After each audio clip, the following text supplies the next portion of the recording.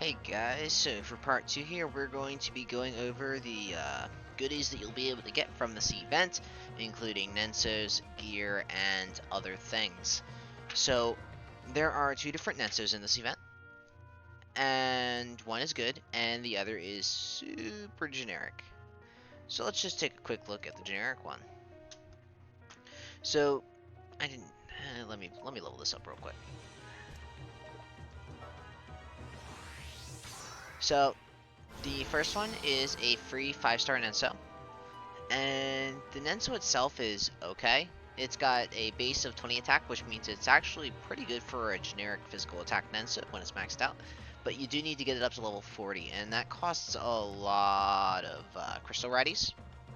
So I don't know exactly where you guys stand right now in terms of how easy it is for you to level up your Nensous, but if it's easy, why not? When you max limit break it, you're going to get an additional 120 HP, and that's going to go to the Attack on Titan group, which is going to include the 4 Attack on Titan units plus Judith. It's also going to give physical defense and magic defense plus 52 at max, and I believe that is plus 1 jump. So it's not a bad net. So the problem is it's just not good. Let's take a look at what an actual good Nensou looks like. So this is the gacha Nensou that you're going to get from this event. It was on a 5-step guaranteed for us, and the way a lot of these collab Nensous are handled in Japan is we get a 5-step guaranteed, and you get the Nensou on step 5, and then there are 5 additional steps, each of which guarantee the Nensou. So you basically pull a total of 10 steps, and you can get the Nensou to max limit break. And that is how the majority of collab Nensous are handled, Arthur. That aren't Arthur. And, yeah, so the base stat on this is HP, which is obviously not that great, but the real good stats are yet to come. So for the Attack on Titan group, plus Bashini, Bado, and Judith is physical attack plus 33, magic attack plus 33, and strong versus giants or giant damage modifier plus 7. And these are the base non-max limit break stats.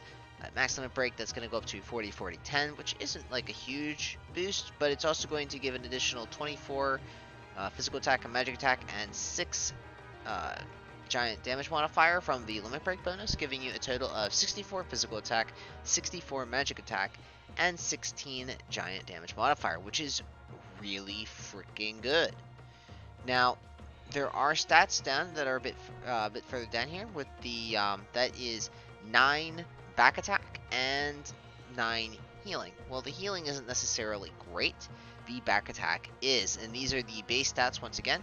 And when completely maxed out, it's going to go up to 19 for both of them. Now, only the Attack on Titan units that can get these, so Judith cannot get these, Bashini cannot get these. It's only Eren, Levi, Hanji, Reiner, and Eren. I think I said Eren. I think I'm missing Mikasa, but you get the point.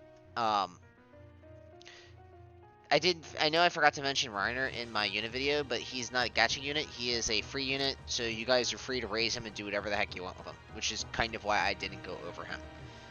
Just pointing that out because I know someone's going to ask. And when this is max limit break, it's also going to give a 10 additional speed to that group. So the VCR on this Nensou is for the Attack on Titan units, and it is actually a pretty good VCR. As you can see, it's the 3-dimensional maneuver gear, for those of you who have watched the anime or read the manga, and it gives 600 HP, 40 physical defense, plus 10 initial jewels, and jump plus 1.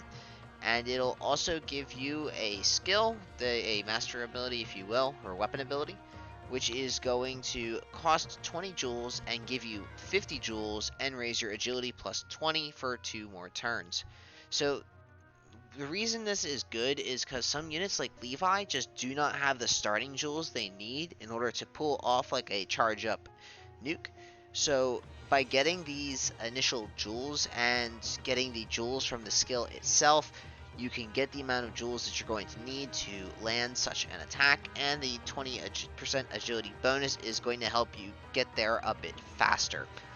Overall, this is a Nensous that you're going to want to get if you want to run Levi. I mentioned him for a reason. He really does want this gear. The other units don't benefit it from quite as much as Levi does, but I think Levi significantly benefits by having this gear. Not necessarily to say it's mandatory, but to say it's highly desirable, to say the least. So there are going to be free farmable gear for each of these characters. And I'm going to have to go and find it, because I have so much crap in here. Alright, so let's start with Hanji's goggles, because these things are just, honestly, they're just not that good. But they do have a couple of uses. So, these goggles at max are going to give healing plus 10, giant damage modifier plus 7, and silence resistance plus 40. It's not obviously an attack item. The giant modifier is good for raids, so do keep that in mind. Every single one of these is going to have giant modifier, so they're all good for something. You should pick up a max copy of each of them, just for the sake of having them. Healing plus 10 is nice. It'll also boost regen armor healing, if I remember correctly, and silence resistance could be a niche item to have on certain maps, but otherwise that is the worst of the attack on Titan gear. So next up is Aaron's key. I'm sure most of you who have watched the anime recognize the key, as it's central to a plot point. It's going to give 35 physical attack, wind resistance plus 7, and strong versus giants plus 7. So what makes this good is it can substitute for a weapon and also give you giant damage modifier. Not all weapons are necessarily good in this game, so this works as a good generic physical attack gear that anyone can use. And with the extra damage modifier for giants, it makes it overall a pretty decent item to have. Don't forget that you are limited by what modifiers you can gain access to, so each time you can gain a modifier on a piece of gear that doesn't stack with another modifier, so let's say that you have fire all damage and giant modifier, they will add together, while if you have giant modifier and giant modifier, obviously you take the higher value. So the attack on Titan items are very nice for that, especially with respect to rating. So next up is, I think, the better version of the key, which is physical attack plus 30, jewel gain plus 10, and giant damage modifier plus 7. And when you do give up 5 physical attack, you gain 10 jewel gain, and I just think that 10 jewel gain is better than 5 physical attack. But once again, this is basically a generic weapon replacement gear. It's just a little bit more well-rounded than the Aaron's gear is. Overall, though, these are relatively weak pieces of gear, and you would only use these in a raid for the giant modifier. Later on, when raids get a bit easier, but are more focused around getting higher and higher laps, these items are going to come in even more handy, because you can stop running HP gear and just go straight into all damage, and it will help with that in that regards. But this is the crowning achievement of the free gear from the Attack on Titan event. Well, one of them anyways. So this is Levi's teacup, and I suggest you get at least 2, if not more, of these, because this is a really good piece of gear. So it gives 7 speed, 7 slash modifier, and 7 giant modifier. There really aren't many pieces of gear in this game that come with 2 different damage modifiers. In fact, especially ones that can stack on certain units.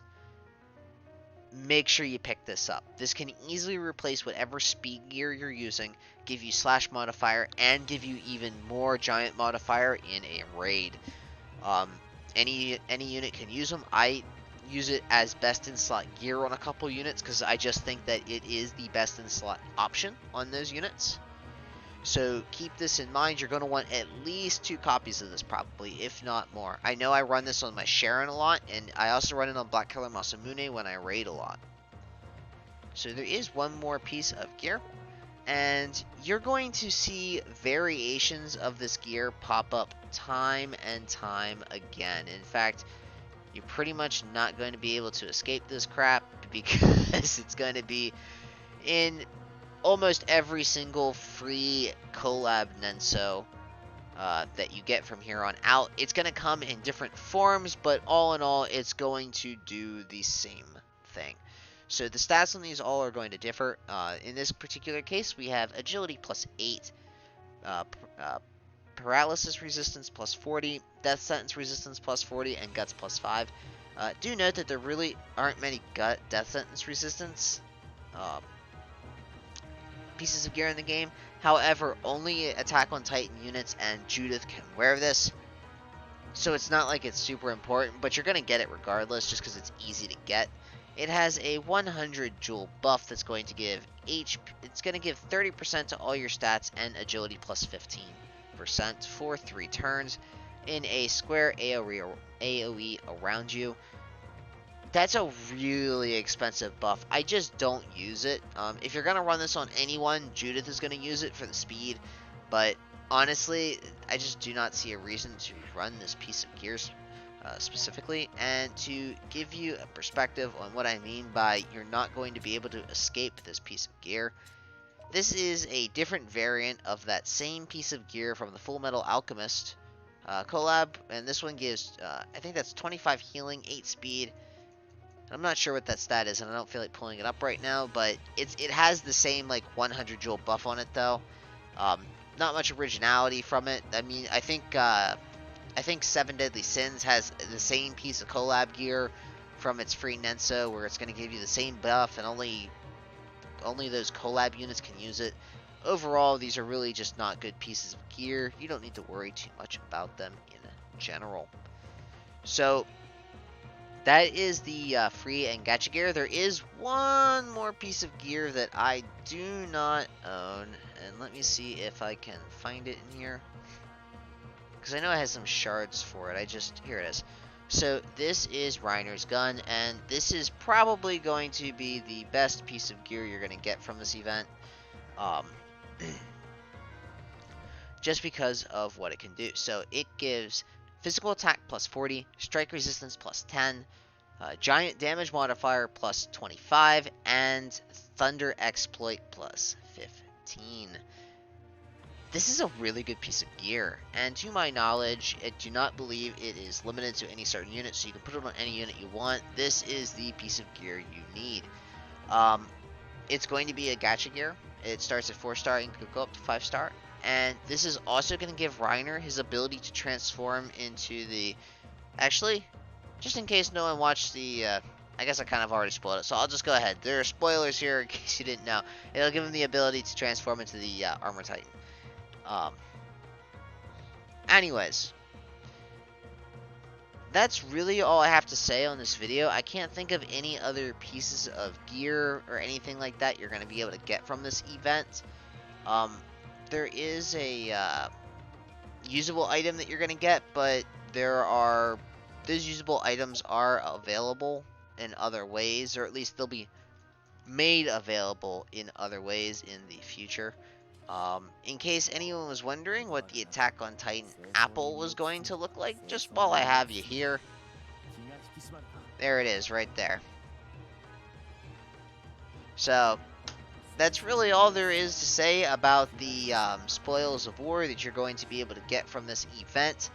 I do have more videos coming up. I'm going to be going over the raid and the event itself, talking about like the hard quests and stuff that were available from the raid, as well as how the stamp system works, because I know I mentioned the stamp system before, and well, I can't say for 100% certain you guys are going to get the stamp system, because I don't know how many raid functions Gumi plans to implement at one time.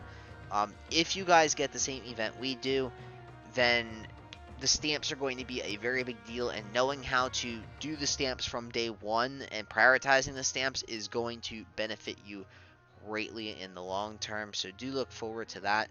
I'm not sure if I'll make that video tonight or tomorrow. It doesn't really matter as long as you know before the event starts. So thanks for watching this as always, and thanks for sticking through this at least 3-part series or mini series of videos, and I will see you next time.